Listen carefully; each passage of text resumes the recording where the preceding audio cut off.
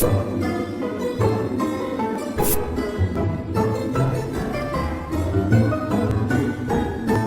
everyone, I'm Moody Boo, the Fragrant Nomad, and I'm back with another single perfume review from a brand new to me house. So this one is by Marissa Zappas, and it's Annabelle's birthday cake. I know, who'd have thought a woman almost in her 60s would be attracted to something called Annabelle's birthday cake, especially after she smelled it. This was not a blind buy. Is it frivolous? Yes. Is it fun? Yes. Is it festive? I think so. And I fell in love with it almost immediately.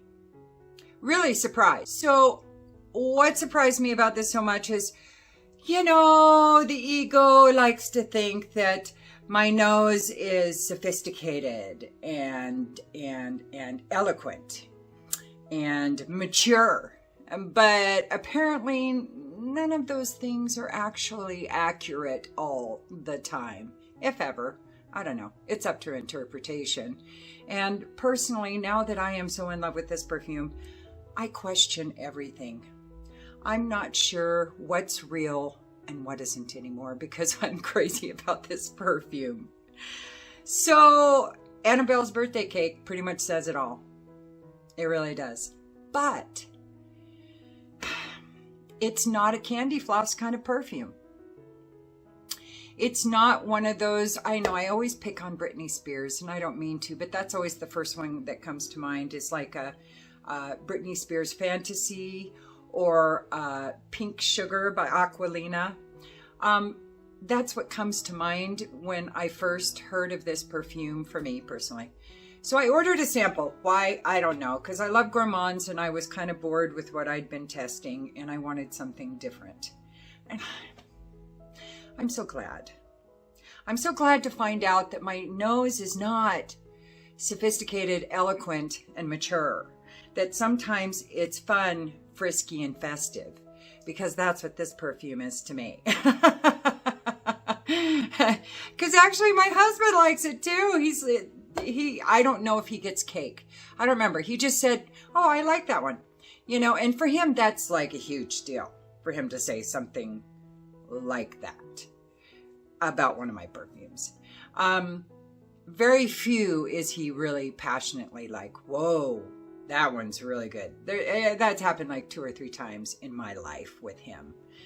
So for him to just say, hey, I like that one, you know, or that's not bad. You know, for him to initiate the comment is what I'm trying to say. And he knows that I want to know his opinion, but he rarely initiates a comment, you know, whether it's to say I like it, or he will tell me that he doesn't like it so I can ixnay on that perfume pay and not buy it or not wear it around him. So, but when he's just meh, you know, he doesn't say anything, which is generally the bulk of the perfumes that I wear, is just not something that makes enough impression for him to say anything. So for him to say I like it, you know, it's like, uh-oh, bye now. There it goes. It's done.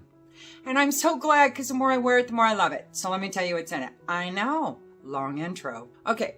So this is latex, haha, spooky, but it's all good. It doesn't smell like a condom, so we're good. Moving on. Sugar, lemon, heliotrope, cupcake, whipped cream, sugar twice.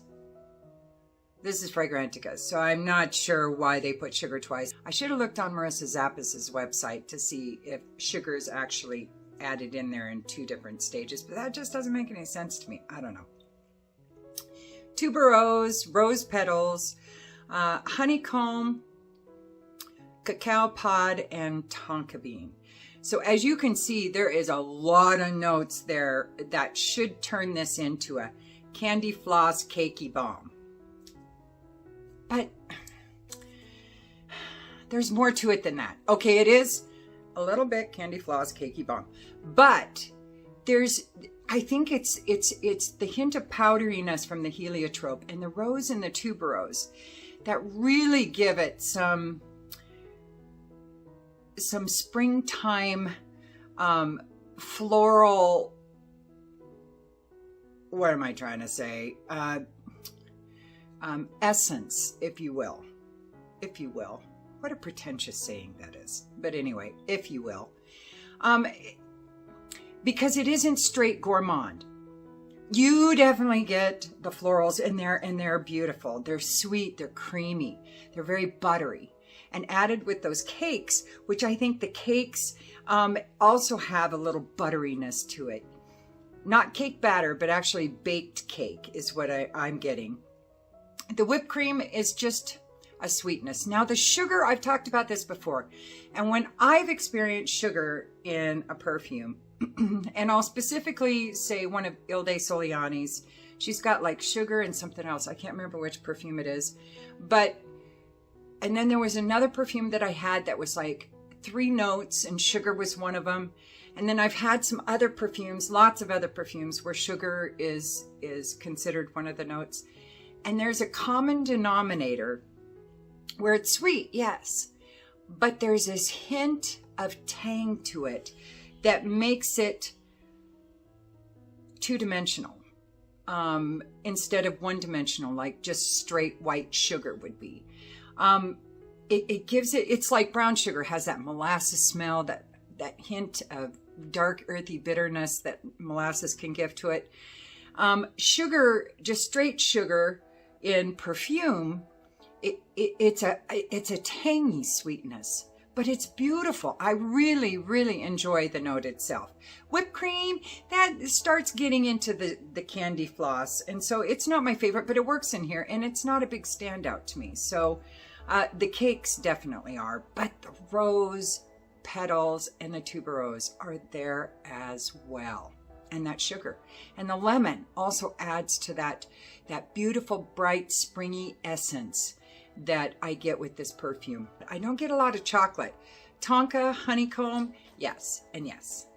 But they're subtle and they're in the deep dry down, but there isn't a big trajectory with this. This has subtle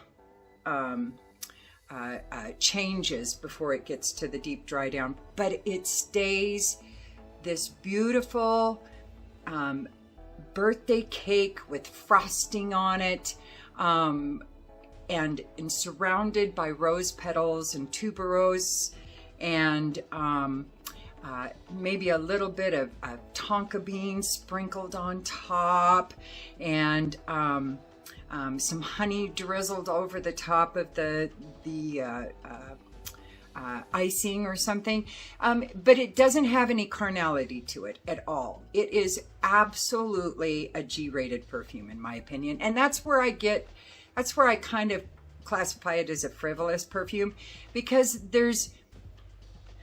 you don't have to be looking for something profound all of the time in perfume. Sometimes you can just buy a perfume because it makes you happy. This one makes me happy. It makes me happy.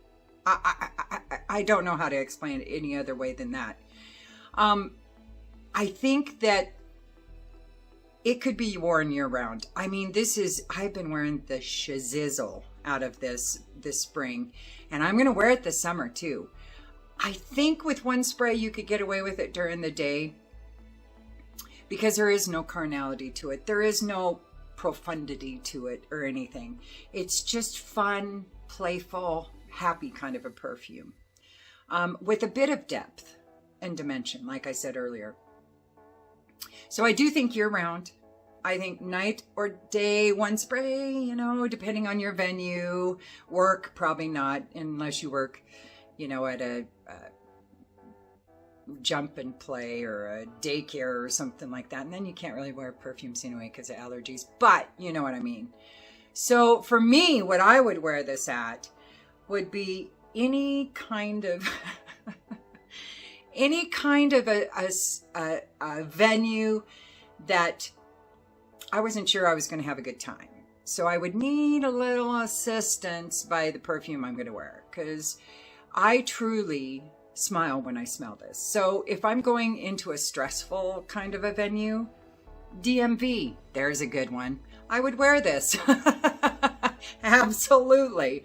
You know, anything like that. And just anytime you want to go out and have a good time with friends, family, festivities, you know, like that. Clubbing, there's a potential for it to be going out with big crowds and competing signature scents. There's a potential to wear this in that scenario, I think, as well. It's a bit feminine. That's all I'm saying.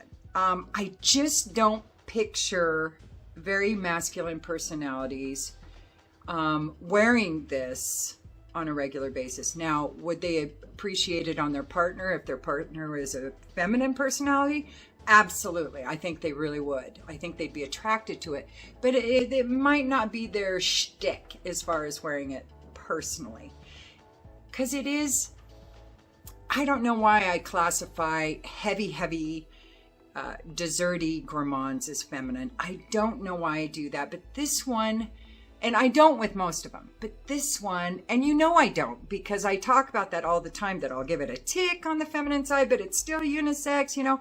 But this one, I just picture a feminine personality wearing it. And I can't unpicture that. So I know I was going on and on about it, but I couldn't get my words out. I was trying to use my words and it wasn't working. So anyway, the performance on this is good.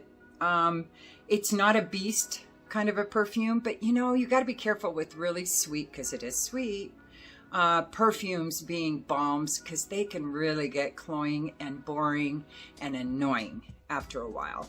So I'm really glad that it's not a nose rocket. It's much more subtle than that. 2 sprays will last me 7-8 hours on my skin. I haven't really worn it on my clothes. And it projects with 2 sprays about arm's length. Stays there. It comes a little closer to the body, like elbow's length, the last few hours. But its performance is good. I definitely leave a sillage when I leave a room, because I have walked back into it moments later when I've re-entered that room. I've smelled Annabel's birthday cake very clearly. So I'm very happy about that, because like I said, it makes me smile, makes me happy. So the price is good. It's mid-range. I bought mine from Lucky Scent. And I don't remember what I paid for it, but I got no discounts or anything. I want to say it was like between $120 and $140 is what I'm thinking for a 50 ml vial. And for a 50 ml bottle, that's not bad, I don't think. Yep, I would recommend you check it out if you like that kind of thing. But again, I get a little bored with, I love woody, sweet woody perfumes. I love gourmands, but there has to be more dimension to them than just gourmandy candy floss, you know. I'm getting into florals, which shocks me. And not just, you know, the plumerias and things like that that remind me of Hawaii. But I'm getting into tuberose and rose. Who'd have thunk it? I sure as heck didn't. And jasmine a little bit. Not a lot, but a little bit. Little lily of the valley in the background. I'm not hating it anymore.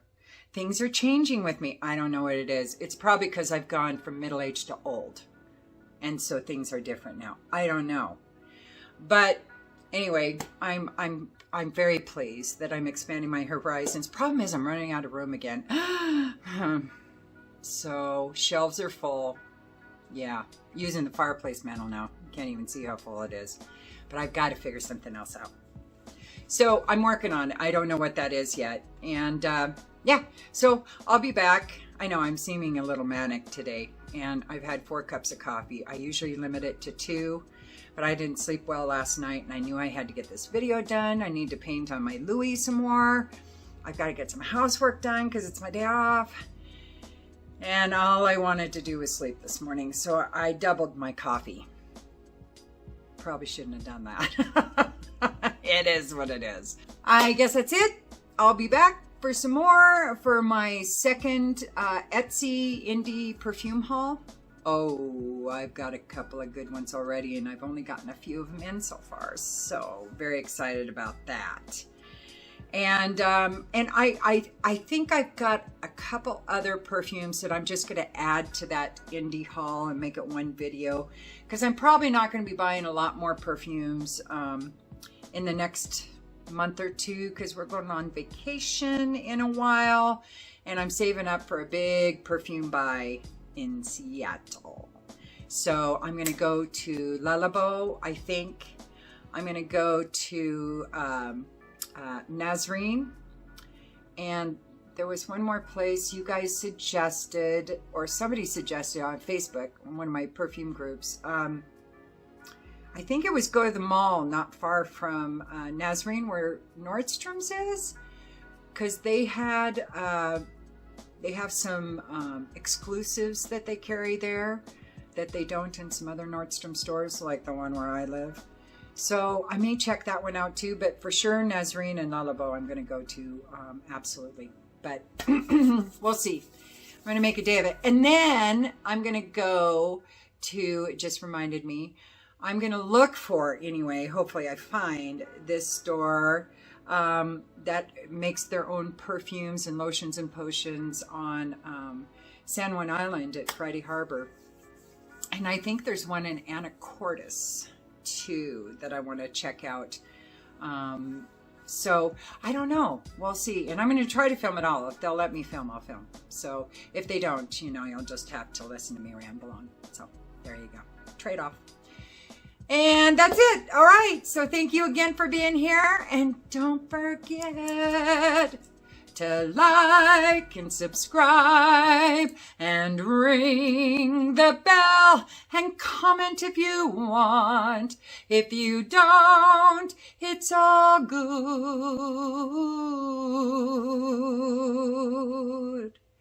I still love you. And use your own nose. Peace.